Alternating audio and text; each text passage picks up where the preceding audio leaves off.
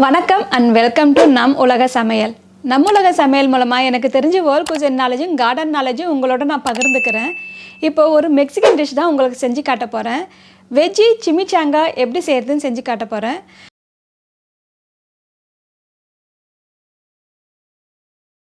இதுக்கு எங்கள் தோட்டத்தில் விளைஞ்ச சில காய்கறியை வச்சு தான் இன்றைக்கி செஞ்சு காட்ட போகிறேன். எங்கள் தோட்டத்தில் விளைஞ்ச காய்கறி என்ன பார்க்கலாம். இது zucchini, சீமை சுரைக்காய். இது yellow squash, மஞ்சள் சுரைக்காய். இது jalapeno. இது parsley. இது கொத்தமல்லி. இது கொடமிளகாய். இதெல்லாம் எங்கள் தோட்டத்தில் விளைஞ்சதை நான் கட் பண்ணி எடுத்து வச்சுருக்கேன். இதை வச்சு தான் இப்போ சிமிச்சாங்கா எப்படி செய்யுதுன்னு செஞ்சு காட்ட போகிறேன். வாங்க இப்போ சிமிச்சாங்கா எப்படி செய்யலான்ட்டு போய் பார்க்கலாம்.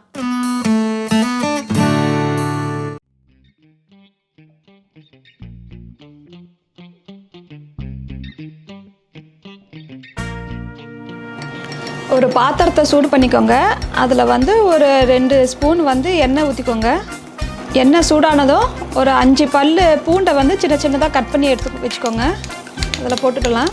அது கூட jalapeno சின்ன சின்னதாக கட் பண்ணதை போட்டுக்கலாம். உங்களுக்கு காரம் எவ்வளோ தேவையோ அந்த அளவுக்கு நீங்கள் போட்டுக்கோங்க. கிட்ட jalapeno இல்லைன்னா பச்சை மிளகாவும் போட்டுக்கலாம்.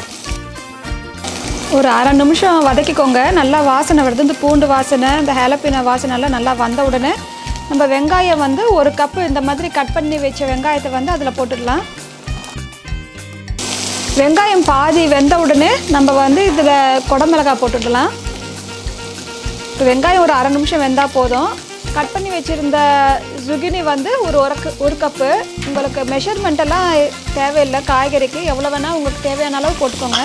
அது கூட ஸ்குவாஷ் போட்டுக்கோங்க 1.5 கப்பு. தேவையான அளவு உப்பு. கம்ப்ளீட் சீசனிங் ஒரு அரை ஸ்பூன் போட்டுக்கோங்க. உங்கள்கிட்ட கம்ப்ளீட் சீசனிங் இல்லைனா டாக்கோ சீசனிங் கூட நீங்கள் போட்டுக்கலாம். cayenne பெப்பர் உங்களுக்கு காரத்துக்கு தேவையான அளவு நீங்கள் போட்டுக்கோங்க. சீரகம் பொடி ஒரு அரை ஸ்பூன். இந்த மாதிரி மீடியம் ஹீட்டில் வச்சு ஒரு 2 நிமிஷம் வதக்கிக்கோங்க. ரொம்ப கொலைய விடக்கூடாது. இந்த அளவுக்கு நீங்கள் வச்சுக்கோங்க. இது கூட கருப்பு பீனை ஒரு 6 மணி நேரம் ஊற வச்சு ஒரு குக்கரில் போட்டு 6-7 விசில் வச்சு நல்லா கொலைய வேக வச்சுக்கோங்க. இந்த மாதிரி இதை அதில் போட்டுக்கலாம்.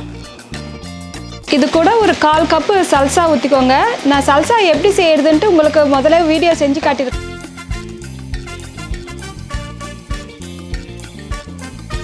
அதை பார்த்து நீங்கள் செஞ்சுக்கோங்க. இல்லைனா கடையில் வாங்கின சல்சாவும் நீங்கள் ஊற்றிக்கோலாம். கட் பண்ணி வச்சுருந்த கொத்தமல்லி ஒரு அரை கப்பு போட்டுக்கோங்க. கட் பண்ணி வச்சுருந்த பார்ஸ்லி ஒரு 1/4 கப்பு போட்டுக்கோங்க. உங்கள்கிட்ட ஃப்ரெஷ் இல்லைனா ட்ரை பார்ஸ்லி கூட நீங்கள் போட்டுக்கலாம். இதை ஒரு அரை நிமிஷம் அப்படியே வேக வச்சுக்கோங்க. இந்த ஸ்டஃபிங் ரெடி ஆகிடுச்சு. ஒரு சாஃப்ட் டேக்கோவை ஒரு அரை நிமிஷம் நீங்கள் மைக்ரோவேவ் வச்சு சூடு பண்ணி எடுத்துக்கோங்க. இல்லைனா தோசைக்கல்லில் கொஞ்சம் சூடு பண்ணி எடுத்துக்கோங்க. இதில் நம்ம பண்ணி வச்சுருந்த ஸ்டஃபிங்கை உள்ளே வச்சுக்கலாம். உங்களுக்கு எவ்வளோ தேவைப்படுதோ அவ்வளோ வச்சுக்கோங்க. இது கூட சீஸ் போட்டுக்கோங்க. நான் மெக்சிகன் சீஸ் எடுத்துருக்கேன். உங்கள் கிட்ட என்ன சீஸ் இருக்கோ அதை நீங்கள் போட்டுக்கலாம். உங்களுக்கு தேவையான அளவு சீஸ் போட்டுக்கோங்க. இப்போ நம்ம இதை ஃபோல்ட் பண்ணிக்கலாம். சைடில் இருக்கிறத ஃபஸ்ட்டு 2 பக்கமும் ஃபோல்ட் பண்ணிக்கோங்க. இப்போ நம்ம முன்னாடி இருக்கிறத இப்படி ஃபோல்ட் பண்ணுங்கள். ஸோ அதுக்கப்புறம் அதை அப்படியே நீங்கள் சுருட்டி வச்சிடலாம். ஸோ இந்த மாதிரி ஃபோல்ட் பண்ணி எடுத்துக்கோங்க.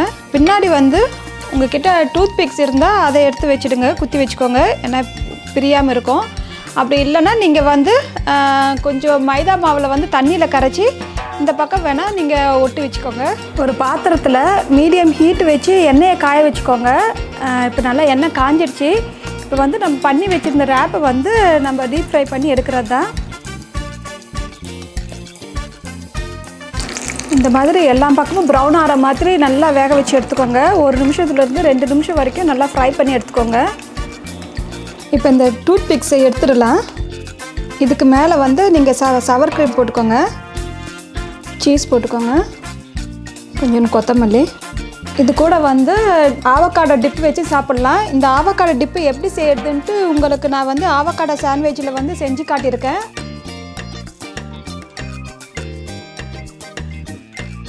அதே மாதிரி தான் இப்போ செஞ்சுருக்கேன். இதை கூட சைடில் வச்சு நீங்கள் சாப்பிட்லாம். ரொம்ப நல்லாயிருக்கும். அவ்வளோதான். இதோ நம்ம பண்ண வெஜ்ஜி சிமிச்சாங்கா ரெடி ஆகிடுச்சு.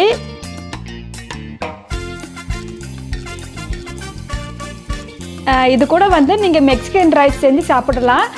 மெக்சிகன் ரைஸ் எப்படி செய்யறதுன்ட்டு இன்னொரு வீடியோவில் உங்களுக்கு செஞ்சு காட்டுறேன். இதே மாதிரி நீங்களும் செஞ்சு சாப்பிடுங்க, ரொம்ப நல்லாயிருக்கும். உங்களுக்கு இதில் ஏதாவது டவுட்ஸ் இருந்தால் கமெண்ட்ஸ் பண்ணுங்கள், நான் ரிப்ளை பண்ணுறேன். லைக் பண்ணுங்கள், ஷேர் பண்ணுங்கள். சப்ஸ்கிரைப் பண்ணாதவங்க ப்ளீஸ் இப்போ சப்ஸ்கிரைப் பண்ணிவிடுங்க. தேங்க்யூ.